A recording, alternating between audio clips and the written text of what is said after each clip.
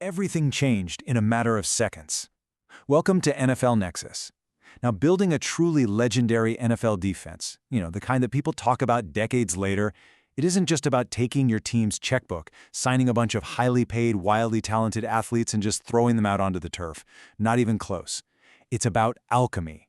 It is about the microscopic, almost invisible chemistry between 11 men moving out there as a single, devastating organism. It's about finding the exact right engine, placing it in the absolute perfect machine, and being willing to sacrifice absolutely everything to make it roar. And that is exactly what we are getting into today. Here on NFL Nexus, we explore these hidden blueprints, the stuff you don't see on the surface. If you enjoy this explainer, please make sure to subscribe to the channel, like this explainer, drop a comment on what you thought, and hey, consider becoming a channel member to support deep dives exactly like this one. So, get ready, because we're about to step down into the trenches to witness the unseen architecture behind the most terrifying defense in recent NFL history. Think for a moment about the merciless, totally unforgiving landscape of the National Football League. I mean, it's a league where a player can give his blood, his sweat, and literally his absolute physical prime to franchises that are just trapped in this perpetual, inescapable cycle of rebuilding. Just picture it. Picture a generational talent, a real game wrecker. He's sitting all alone on a freezing cold metal bench in the fourth quarter of a 30-point blowout. The stadium is half empty, the home fans went home an hour ago, and despite this guy playing the absolute game of his life, his team is completely broken. So what happens when a player like that is trapped in that exact nightmare, not for a season, but for almost a decade? Do they break? Do they just throw their hands up, accept defeat, cash those massive checks, and slowly fade into the total obscurity of NFL history? Or do they sharpen their claws in the dark, meticulously waiting for the exact moment the universe finally shifts in their favor? I want you to listen closely to this statement right here. Williams has been great for this team ever since he got here, but 2025 was the year it finally amounted to something real. Now let the heavy, undeniable weight of those words sink in for a second. Deliverance. This isn't just some casual throwaway compliment from a beat reporter looking for a headline or a local sports writer filling a column. It is a testament to sheer, unadulterated survival. It teases the final destination of a grueling, exhausting journey filled with losing seasons and completely unrecognized dominance, culminating in the ultimate prize, Super Bowl immortality, built entirely on sacrifice. And look, for any of you watching right now who have put in years, maybe decades, of unrecognized hard work at your own job or in your passion or just in your everyday life, Leonard Williams' story is the absolute ultimate proof. Proof that putting the right talent in the exact right environment changes absolutely everything. Part 1. The underappreciated superstar. Because to truly understand what it feels like to stand at the absolute peak of the mountain, we first have to walk through the valley. We have to look at the man they call Big Cat, Leonard Williams, a modern-day gladiator who spent years fighting in the darkest, most punishing trenches of the NFL. He was constantly producing, right? Constantly absorbing these totally soul-crushing double teams game after game, year after year, yet he was rarely ever rewarded with the national spotlight he actually deserved. Let's really map out this grueling timeline. From 2015 all the way to 2022, Williams was the anchor in New York. First for the Jets, and then for the Giants. And let me tell you, everyone inside those buildings knew he was something special. But across nearly a full decade of putting his body on the line, grinding out down after down, he only tasted the playoffs a single time. Just once. Then, October 2023 rolls around, and a massive shockwave hits the league. The Seattle Seahawks take this enormous, highly calculated risk. They make a trade, and they give up a second and a fifth-round draft pick to bring him over to the Pacific Northwest. Now, the media reactions, they were instantaneous and they were brutal. Talking heads across every major sports network completely scrutinized the mechanics of this trade. They were screaming, why give up premium draft capital? I mean, a highly coveted second-round pick, that's a pick that could secure a cheap, young starter for 4 full years, and you give that up for a defensive lineman who is rapidly approaching 30 years old? Critics questioned the move incredibly loudly, asking if his best football was already in the rearview mirror. Well, the answer was a resounding, terrifying no. He turned 30 in 2024, and instead of slowing down, the guy evolved. He hit another gear entirely. And it all perfectly set the stage for that freezing February night in 2026, Super Bowl LX. Part 2. The 2024 masterpiece. Okay, I want you to picture the scene here. You've got a veteran defensive lineman completely unleashed and playing with this massive, unshakable chip on his shoulder. The 2024 season wasn't just a good year for Leonard Williams. No, it was an absolute showcase of sheer, unadulterated individual dominance. He was literally carrying a Seattle defense that was, by all statistical metrics, above average, but still totally incomplete. He was the entire engine room, single-handedly keeping opposing offenses in a state of constant, suffocating panic. Just look at the absolute carnage he left out on the field.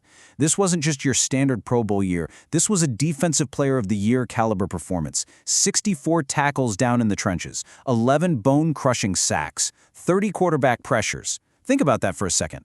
30 distinct times where the man under center felt the hot breath of the big cat closing in, forcing a mistake. But the absolute crown jewel of the entire 2024 campaign, a staggering, mind-bending 90-yard pick six intercepted off none other than Aaron Rodgers. Let's really visualize that play because it's incredible. It's late in the game, the snap is taken, Rodgers drops back. His eyes are scanning the field like they always do. Williams reads the offensive line's slide protection perfectly. He gets his massive hands up in a split second and just bats that quick out-route pass right into his own chest. And then, he turns upfield. Imagine a 300-pound defensive lineman rumbling down the sideline for 92 yards. The turf is literally shaking beneath his cleats. He is gasping for air, lungs burning, but he is absolutely refusing to go down as the stadium erupts into total, deafening chaos. That isn't just a statistic, that is a devastating cinematic blow delivered by a player at the absolute peak of his athletic powers. But here is the real tragedy of 2024. Because the Seattle defense around him was just sort of finding its footing, much of the league totally failed to notice just how spectacular he truly was.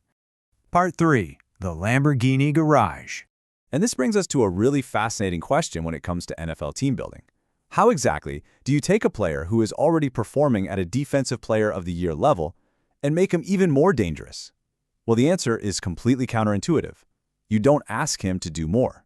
You build the ultimate garage for your high-performance engine. You surround him with a machine so terrifyingly unified that no offensive coordinator on the planet can afford to scheme against just one man. Look closely at this comparison right here. In 2024, 11 sacks, 30 pressures. Then in 2025, 7 sacks, 29 pressures, and a very slight dip in total tackles. Now on paper, to the untrained eye of a casual fan, you might look at that and think, age finally caught up to Leonard Williams. You might assume that the peak of 2024 was a summit he could just never reach again. But you would be entirely 100% wrong. This drop in raw numbers was not a decline. It was the highly calculated result of a devastatingly effective ecosystem. Let's actually look at the X's and O's of this. When you share the defensive line with a bunch of other elite pass rushers, a few very specific things happen. First, offensive coordinators can no longer afford to constantly double-team Williams, which means he is constantly winning his one-on-one matchups. But because pressure is also caving in from the edges instantly, opposing quarterbacks are forced to just throw the ball away in a blistering 2.1 seconds, and that completely eliminates the actual time required for Williams to physically finish the sack. The opposing offensive lines were just overwhelmed, the load was being shared, and the result, while maybe less individually flashy for Williams, was far, far deadlier for the opposing team. Because as it turns out, his lower individual stats directly translated into this. The absolute, undisputed #1 defense in the entire National Football League. #1 in overall points allowed. And crucially, absolutely crucially, #1 in expected points added per play, or EPA. Now, if you aren't super familiar with EPA, think of it this way, because it's a game changer. It measures exactly how much a single play changes a team's expected point total for that specific drive. Every yard line, every down, every distance carries a mathematical point value. So if a defense generates a negative EPA for an offense, it means the defense is literally stealing points off the scoreboard before they even happen. And that is exactly what Seattle was doing on a massive league-wide scale. Williams traded a few personal sacks on his stat sheet for a defense that mathematically and physically choked the absolute life out of every single opponent it faced. His wizardry against the run was finally maximized. He intentionally chose team immortality over personal glory. And in the brutally unforgiving realm of the NFL, that kind of sacrifice is worth infinitely more than a stat sheet. Part 4. The final pieces. To truly appreciate the massive, overwhelming scale of this unit, we have to zoom out a bit. We have to look at the exact pieces the Seattle front office meticulously brought in to construct this inescapable force. Because Williams was no longer fighting alone in the dark. The cavalry had arrived, and let me tell you, it was a gauntlet of pure nightmares for the rest of the league.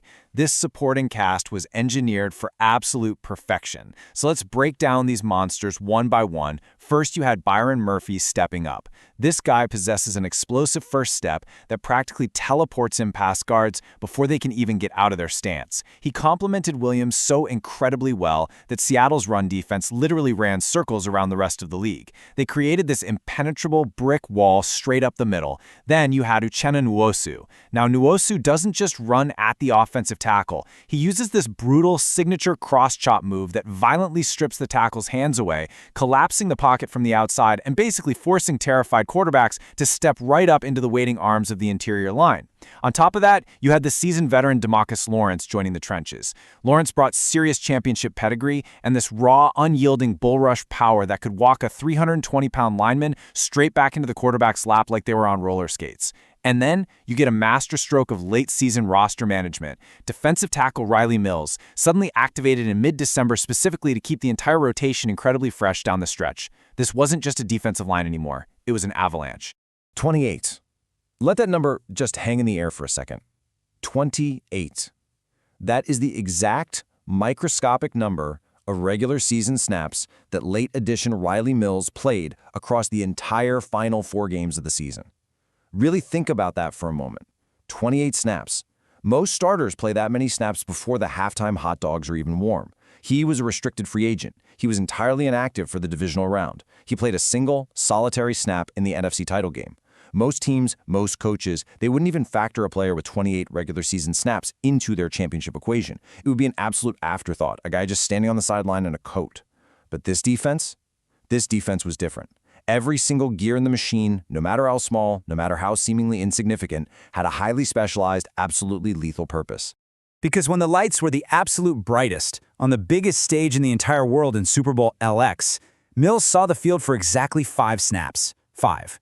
And in that tiny, incredibly fleeting window of opportunity, he delivered a massive, totally crushing sack on Patriots quarterback Drake May right in the second quarter. Let's actually set the scene for this because the details matter. It's 3rd and long, the Patriots are desperate, trying to string together a badly needed drive to flip the field. The center and the guard slide left specifically to deal with the threat of Leonard Williams, leaving this tiny momentary gap on the opposite side. Mills explodes off the line of scrimmage, executes a flawless textbook club swim move right past the isolated guard, and completely blindsides Drake May before May can even finish his dropback. The ball is jarred loose, the drive is instantly killed, and the entire momentum of the Super Bowl shifts forever. That is the true scale of this Seattle defense. The depth was so overwhelming, the talent so fiercely, unbelievably unified, that a guy playing his 5th snap of the entire Super Bowl could step up and execute a game-changing play. Every single piece in that Lamborghini garage functioned flawlessly to destroy the opposition. Part 5. The Ultimate Validation. And this brings us to the climax of our story, a cinematic arc that was a full decade in the making. Leonard Williams battled through the mud and the despair of rebuilding franchises in New York.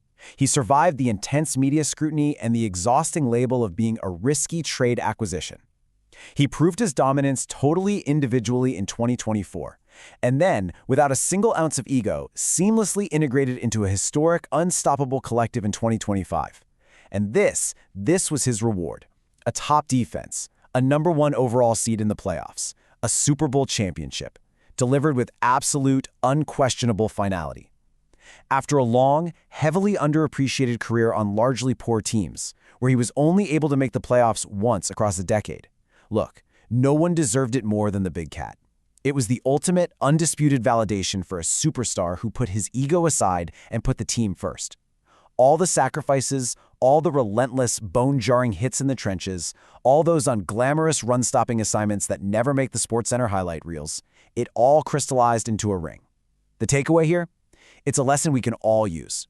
Sometimes, stepping back and intentionally accepting a smaller piece of the pie is the absolute only way to ensure the whole team gets to eat. But listen, if the rest of the league thinks they can finally breathe a sigh of relief, they need to look at the chilling reality of this roster. Because as the confetti settles on the turf and the ink dries on the history of Super Bowl LX, there is a terrifying realization echoing out of the Pacific Northwest. Leonard Williams just secured his legacy. Yes, absolutely. But this defense just proved it is the unquestioned apex predator of the NFL. And he's far from done. It begs a really fascinating question moving forward. Now that the rest of the league has seen the blueprint for the ultimate Lamborghini garage, who will be the first to try and build a machine to destroy it? Thank you so much for watching this explainer on NFL Nexus.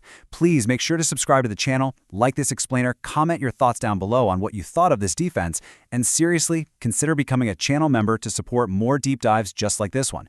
We will see you in the trenches next time.